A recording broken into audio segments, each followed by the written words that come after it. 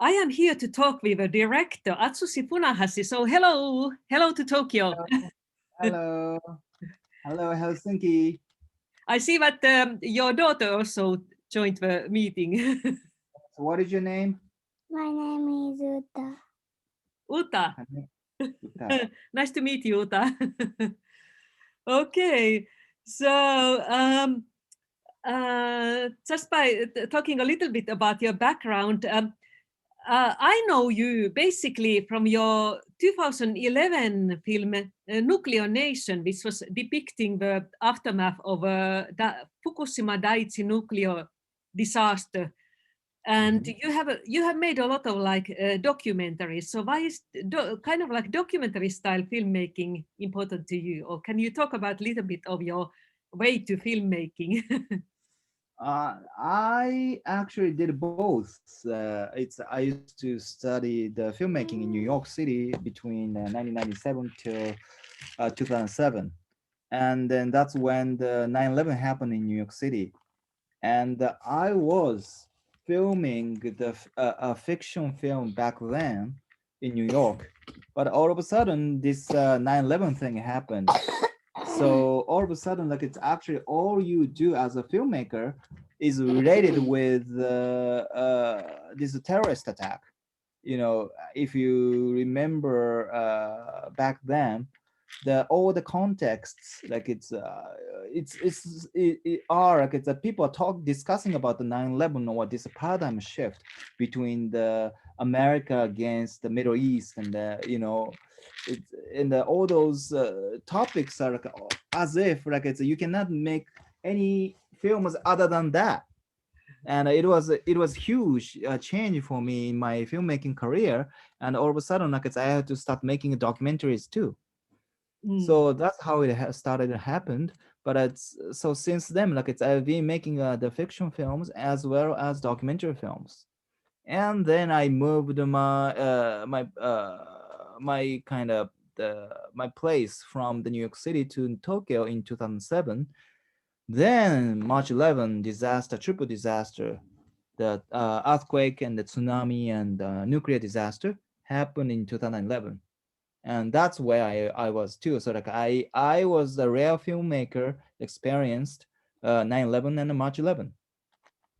And then all of a sudden I thought, okay, I have to make documentaries again too. So as well as the fiction filmmaking, so like I've been making those suspense drama for televisions and then love stories too, but unfortunately those films didn't sell well. And the documentaries sold very much better. And I made this film series. It's called Nuclear Nation, one and the part one and the part two, and 2011 and 2014, and which both of which were premiered in Berlinale, and I think you saw them there. Yeah. And so talking about this company retreat, the my new film, I was gonna make a documentary actually, and I was interviewing a bunch of people based on this sexual harassment incident happened in this huge hotel chain in Tokyo, actually in Japan, like all over the Japan. And I started talking with those women who was a victim and being harassed by her superior in her workplace. And also, I actually had a chance to talk to this perpetrator, her boss too, and everyone at the hotel. But unfortunately, everyone said, "Okay, not me, not me. Don't show my face. No, not my name. Can you please put the blur on my face and then please don't show my name." Blah blah blah. So it was so difficult to make documentaries because I couldn't film them on straight on. Like it's like they refuse to show their face or their names. But they gave me the chance to talk to them, and I thought it was very very interesting. And it's only the thing that it was impossible to make documentaries. So I shifted to turn everything into fiction films based on what I heard from them. Mm. So mostly what happens in company retreat is based on real events at this real hotel chain. Yes, Yeah. that's right. Okay. And in your way to depict it, you chose to concentrate in like a small, like where kind of like Retreat. company retreat weekend or something like that, and kind of put everything that has happened into this one weekend. Why did you choose that kind of a approach to it? Um, like I just thought I we have to make this. I'm calling a speculative film in which that people would talk about what they really want to say, what they feelings and sentiment in their gut. So not that surface talk. It's real feelings and real what really they are thinking about in their bottom of their hearts. And as you may know, that in Japanese culture, it is very hard to hear what they're really thinking in at their bottom of the heart. Like there's a concept in Japanese culture. It's called honne to tatemae, meaning that surface and bottom, or surface and inside. And it's the culture that you kind of suppress and hide your own the real feeling, and you kind of make up the surface, and you don't tell that. And I think it's deeply rooted in the Japanese culture in that way. And then so if this kind of sexual harassment issue happens in Japanese work culture, if you go to the company, actually go there, they are not going to talk about it.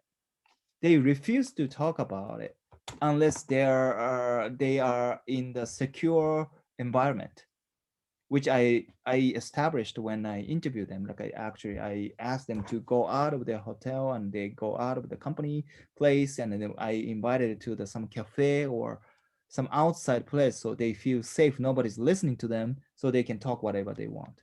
So when I interviewed them, when I was trying to make a documentary, I tried to establish that way. But in a real place, in a hotel environment or in the workplace, they are not gonna say anything. They are not gonna say anything because it's this Japanese cultureness that they want to hide everything. So in this fiction, I had to create the environment. This is a fictional environment in which they can let go their own feeling, their real feeling, which is it's called it's sort of I created this retreat, and they can just go for a vacation, and they want to say everything, whatever they want to say, Mhm. you know. So it's sort of it's a kind of combination that like it's a real incident, but it's what they say or like they're based on like what they told me when I interview them. But the places and the locations are the fictionalized place. Okay, and I think that I have read that you actually started as a kind of like theatrical rehearsals with the actors, Mhm. or how did it go? How did you create this kind of like, was there a lot of improvisation, or how did it go? Like we rehearsed so many times, and um but actually like it's the rehearsal was very special, that like we rehearsed halfway, Yeah. and I didn't decide how to wrap up the scene. Mm. It's a kind of the approach that I learned in New York when I was studying acting there, and Mm. they taught me that it's called objectives. That you decide what the feelings and your objective in your gut. Mm. And for example, the Kinoshita-san, like this is the woman, like she was the superior of this victim Saki, and she was her motivation and her objective was to protect Saki from all those other men and the masculine culture, and she wanted to protect the victim and raise the voices to say, hey, like we have to just change this environment, this masculine culture in Japan.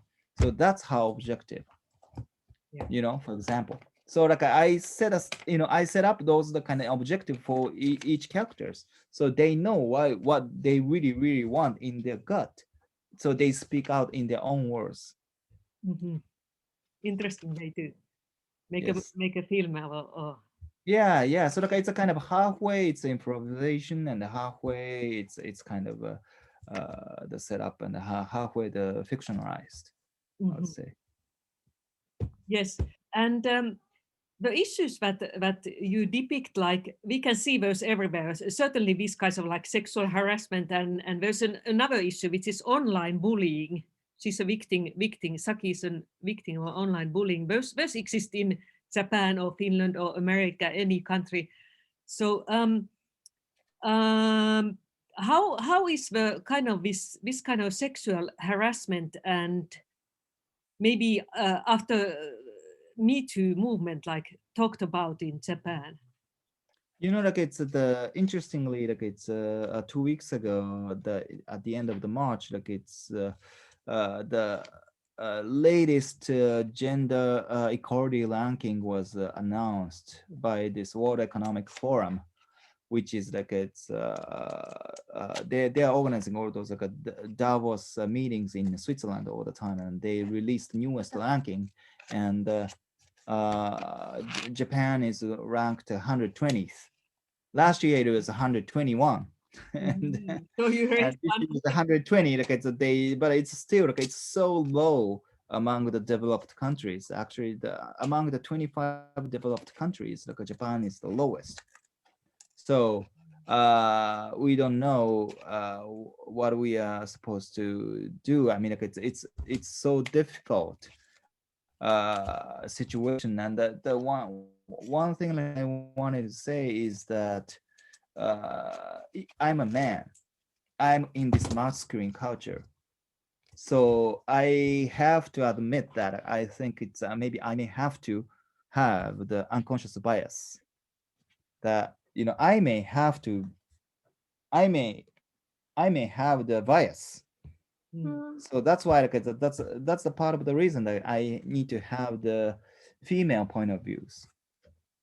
So that's why like I kind of didn't decide at everything. Like I let all those female actresses actually, like, there are especially the Ito-san, like Ito-san like, acted as a Kinoshita-san, and and Saki's Hirai Saki, like she acted as the Saki-chan, and they really gave me a lot of inspirations and insights in terms of what they are supposed to say.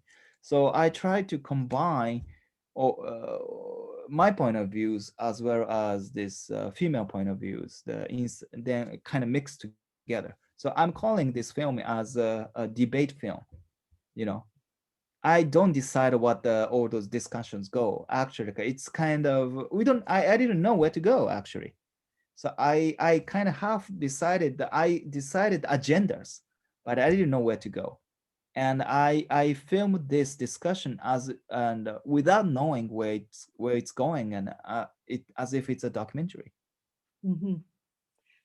And what kind of reception has your film got in Japan? Uh, it's mixed. Someone said it's very interesting that because they didn't know where to go in the middle of this discussion. They said okay, it really didn't feel it's being directed. They felt they are in the midst of this debate, and then so this ripe feeling felt really interesting to them. And others said that still it's not really entertaining in that way. Like it's kind of oh, it's such a long discussion and debate that like, you have to endure and you have to bear. So as a film, it's not really interesting for them. Like I think it's as if like someone expressed their feeling that like it has to be more organized in that, so that like it's all those points are really well represented for each characters.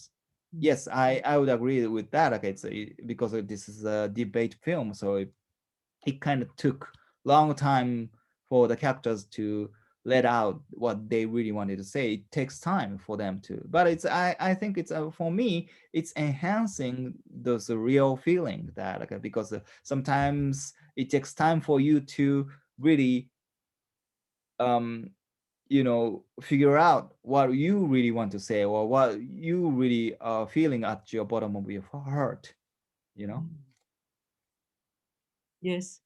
And how did you cast your film? Where did you find those actors, especially like the female leads? um they kind of when we filmed this film, like especially towards the end of this film, like there are lots of discussion scenes.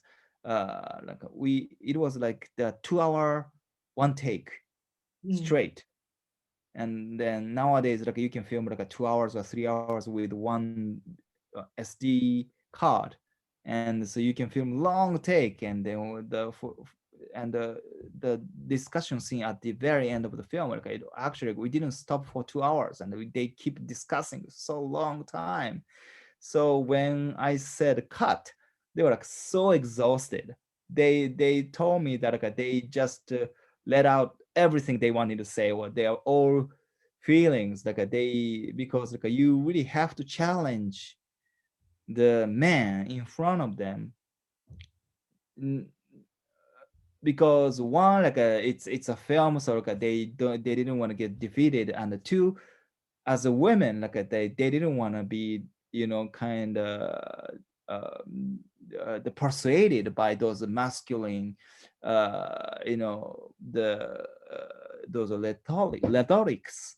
Like they didn't stand it. So like they really, they put everything, all the energy they had into this discussion. So they were so exhausted. Like, it's after it's ended. Mm. How about the issue of kind of like this nameless internet bullying? Like that's also like a big issue nowadays, like happening. Yeah, it's everywhere. Like it's really serious in Japan too, and it's we are calling like it's a kind of how do you say, like it's a um the it's not side effect, but it's a kind of secondary victimization. The first one is like it's you victimize as a being harassed, but then like this kind of internet online bullying happened, and then it kind of makes the victims like it's pushed to the corner more, like that they feel so the pressures, and then the longer they feel this pressure, like the less motivated they want to fight. Especially like it's there are lots of cases like they want to sue their like companies, or they are like perpetrators, but as this internet bullying happens, like they feel like it's a kind of they they feel pressed, and then they sometimes like end up not quitting this suing because like they can't stand it. So I think this the online bullying is another issue, and which is very very difficult. Mm. Yeah, I agree with that. Yes, and um, now that you are kind of like presenting and touring whatever you can during this pandemic, like, do you have any plans for your next film? Like, what kind of film do you want to make? Actually, like, with the same actors, like we are making films right now. Like we have limiting the number of crews, and then limiting the numbers of actors. Like it's and with masks, and we are filming new films about the ex-cons. Mm. In Japan, like it's the ex-cons are very very difficult to come back to the society, because it's such a ex-cons has got a huge, deeply rooted prejudices in Japanese society. For them, like it's very hard to get jobs again in Japan, and then so more than half more than 50% of the ex-cons actually commit crimes again, and they go back to jails. Mm. And I'm making a film about that now. Mhm. That's an interesting topic. And so, have you interviewed ex-cons for that also? Actually, I did. Okay, it's actually I spoke to just one magazine in Japan in real life.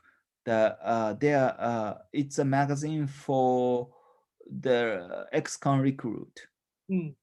All the jobs, so it's a job listing only for ex-cons. And Oh, then I went to this magazine editing office, and then I talked to the couple of people over there, and they introduced me the lots of ex-cons, and then I talked to them. One of them actually the um, murderer, and he had experienced I for the first time in my life I met a person who murdered people. mm. And then, yes, and then he just came out of the prison, and I talked to him. And yeah, it was a great experience for me. Like, it's I cannot really verbalize everything I experienced, but that's why like I'm making film about it. Okay. Yeah, that's a very interesting topic, and really we are waiting for that film here also. Now, do you have a final message about your film to the Finnish audiences? Like it's as I said, like Japan is the 120th in the gender equality ranking worldwide, and it's very low. And I'm very interested in how the Finnish people react to this. Mm. The Finland is like it's one of the top nation in the gender equality ranking actually. So it's so different from Japan, and I really am truly interested in like what do you think Mm. about this movie? And please let me know. Like I think it's maybe let you know, and you tell me that you send me the emails of the all those reactions from people. Yes, we hope that we get them. So everyone interested in this film, like it will be screening on from 16th to 18th of April online at Fest Home. So please Mhm. all see Atsushi Funahashi's company retreat. So much. Yeah. So like, can you tell me your feelings too? Like, it's because you've been here in Tokyo or Japan so many times, and so you should know the difference between the Helsinki and Tokyo. uh, yes, certainly there are differences in terms of like I guess how women are kind of like expected to act or the possibilities. I think that in a lot of cases it's also like that. For example, daycare is very expensive in Japan as compared to Nordic countries. I see. So it's more difficult for women to have a. But luckily, I have noticed that in the film industry there are many strong women. I see. Yeah, Yeah. don't you think? Yeah, same in Japan too. Like, there are so many strong women like in Japanese filmmaking industry. Yeah, that's what I was saying. Like I have met many Japanese women working in the film industry, and I think many of them are very influential and uh, have made a good career by working Yes, hard. I think Yeah, so. They have a guts and energy, I yeah, think. yeah. Mhm. So in that sense, like maybe film industry is a little bit difficult, but different than some others. But this hotel industry, that's a new to film. I never thought about much about that industry. Yes.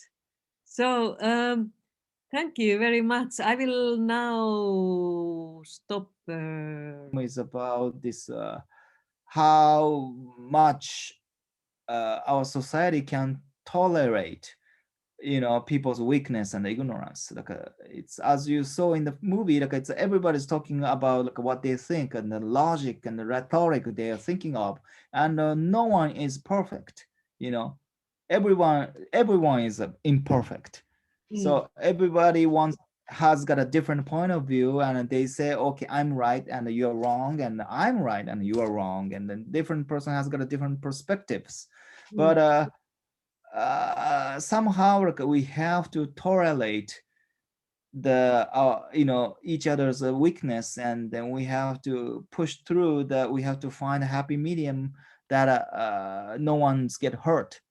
Yeah. And I think as a society, Japan is so immature that uh, there's no gender equality here, and there's no respect for women, and so we have to change. And so like this film is like kind of depicting how immature our society is. And I want to throw a question to make the audience to think about it. Yeah.